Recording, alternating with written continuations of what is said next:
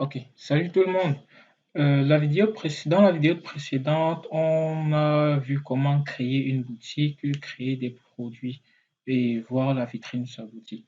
Donc, dans cette vidéo, on va se reconnecter en tant que acheteur et comme on a déjà des produits dans la plateforme, on va donc essayer de faire un achat et de voir comment ça se comporte.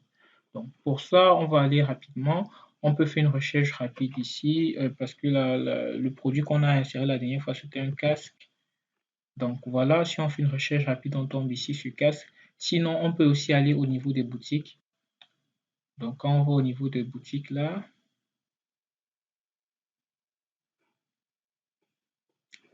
donc quand on va au niveau du boutique, on voit notre boutique qui s'est ajoutée ici. Donc si on va sur visiter la boutique, là on va tomber sur exactement ce qu'on tombe là-bas. Et ici, on aura le bouton ajouter au panier. Bon, à noter, ici je suis connecté en tant qu'acheteur, Aurélien acheteur, et là je suis connecté en tant qu'Aurélien vendeur. La différence qu'on voit déjà ici est que un vendeur ne peut pas commander son propre produit. Donc voilà déjà la première différence qu'on voit. Donc du coup ici en tant qu'acheteur, ce que je vais faire c'est je vais voir le détail du produit déjà. Tac, ici. Voilà, dès que je tombe sur mon détail, effectivement, tout y est. Et tout ce que je vais faire maintenant, c'est add to cart. Bon, on aurait pu faire ça directement là-bas, mais j'ai voulu qu'on voie le détail, à quoi ça ressemble le détail. Donc là, add to cart, et voilà. Donc maintenant, on nous propose deux choix. Continuer mes achats. Si on clique sur continuer mes achats, on va continuer à faire, du moins, à naviguer sur d'autres pages, ou alors on va directement venir sur terminer ma commande. Et quand on clique sur terminer ma commande, notamment, on arrive ici au niveau du checkout. Alors, au niveau du checkout, on va distinguer, on va dire quoi, quatre blocs principaux. Donc, du coup, le premier bloc, c'est informations personnelles. Ça, étant donné qu'on est déjà connecté, ça prend les informations personnelles de l'utilisateur. Mais, et ensuite, après les informations personnelles, on vient dans adresse de facturation. Donc, au niveau de l'adresse de facturation, ça va prendre par défaut mon adresse par défaut, ce qui a été créé lors de notre connexion. Et voilà, s'il y a des modifications à faire, on peut rapidement faire des modifications et enregistrer et tout est bon. Donc ici, on va dire utiliser l'adresse de facturation comme adresse de livraison. Quand il va checker ici, top, ça veut dire que ça va utiliser cette même adresse pour mettre aussi comme adresse de livraison. Donc tout est bon à ce niveau-ci. Maintenant, ce qu'on va faire, on va cliquer sur suivant pour passer à l'option de livraison. Ici, à l'option de livraison, notamment, ça va se servir de nos paramètres d'adresse pour essayer de chercher un transporteur. Donc ici, notamment, ça va, quand on ne trouve pas de référence de transporteur, ça nous spécifie aucun tarif n'est disponible pour votre adresse. Le vendeur vous contactera via la plateforme pour un ajustement. Donc, il n'y a pas de prix actuellement pour le transport parce on n'a pas encore détecté un transporteur. Par contre, le marchand, après analyse et après avoir trouvé le transporteur, pourra discuter avec le client pour d'éventuels ajustements et puis pour fixer le prix final avant validation de la commande notamment. Donc là, on va checker ça parce qu'il faut absolument checker un transporteur avant de continuer. Donc, après avoir checké ça, on va continuer à ce niveau-ci. Tac, tac. OK. Donc, on va cliquer sur continuer pour aller donc au niveau des paiements.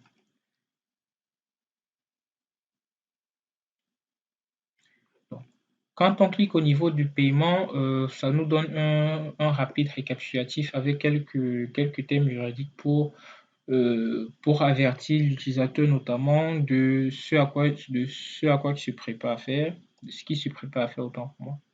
Donc, et ensuite, on va entrer dans le vif du sujet, le paiement en soi. Ici, on va distinguer, là je suis en local, donc du moins je suis dans la version de démo, mais notamment on a trois méthodes de paiement par Orange Money, MTN Money ou PayPal. Donc là, vu que je suis en local ici, je ne peux pas utiliser PayPal. À ce niveau-ci, on peut choisir soit Orange, soit MTN. La procédure restera globalement la même. Donc, on va choisir un, Orange par exemple. Pour Orange, ça va vous demander un certain nombre d'informations. Ici, en test, ça m'en demande deux, mais en live, là-bas, ça ne demandera qu'un seul, le numéro de téléphone notamment. Donc là, je vais rapidement mettre les paramètres et puis payer et terminer la commande. Bon, là, on a aussi deux options. Soit on paye et termine on termine la commande, ou alors on va payer à la livraison. Donc là, ce qu'on va faire, c'est vu qu'on est en train de payer, on va payer carrément au niveau de la plateforme et on va terminer notre commande. Donc là, à ce moment-ci, on va vous afficher le message pour dire que vous recevrez la notification d'Orange Money. Une fois qu'il sera validé, on clique, donc c'est après la validation au niveau de votre téléphone que vous cliquez maintenant sur le bouton vérifier mon paiement. Tac. OK. Voilà. Et dès que le paiement est vérifié, vous aurez ce message et ça va automatiquement vous rediriger au niveau d'une facturation ou du moins d'un bon de commande. Voilà. Donc là, globalement, c'est tout ceci, c'est le processus d'achat, processus de prise de commande. Donc, et la dernière fois, on a dit qu'on pouvait aller dans mon profil et voir notamment dans mes commandes. Et on va tomber dans mes commandes et on va voir justement notre première commande qu'on vient de passer. Voilà, en attente de validation. On peut aussi voir la facture en PDF notamment ici. Voilà, donc la facture nous est servie ici en PDF qu'on pourra imprimer et à toute fin utile, quoi.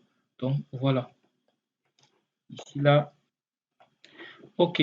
Quelque chose d'important à noter est que ici, c'est une commande. Et étant donné que nous sommes dans un marketplace, c'est-à-dire une plateforme qui regroupe plusieurs vendeurs, les commandes ne peuvent pas être, on va dire, comment est-ce qu'on va dire ça, ne peuvent pas être gérées d'une manière globale comme ça. On va plutôt gérer en termes de colis.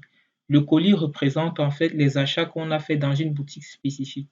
Donc ici, si je clique sur le détail, ça va ça va toujours me renvoyer vers la facturation, le bon de commande, on va dire ça. Mais si je veux gérer, par exemple, si je veux gérer concrètement les produits que j'ai achetés, à ce moment-là, je vais dans le menu, je vais sur mes colis à recevoir. Quand je clique sur mes colis à recevoir, ici, on me spécifie la boutique là où j'ai fait l'achat. À noter que dans une commande, on peut faire des achats dans plusieurs boutiques séparément. Donc là, ça va m'indiquer la boutique dans laquelle j'ai fait l'achat, le montant total et puis le statut. Et puis là, il y aura maintenant l'option d'avoir une facturation ou alors l'option de gérer.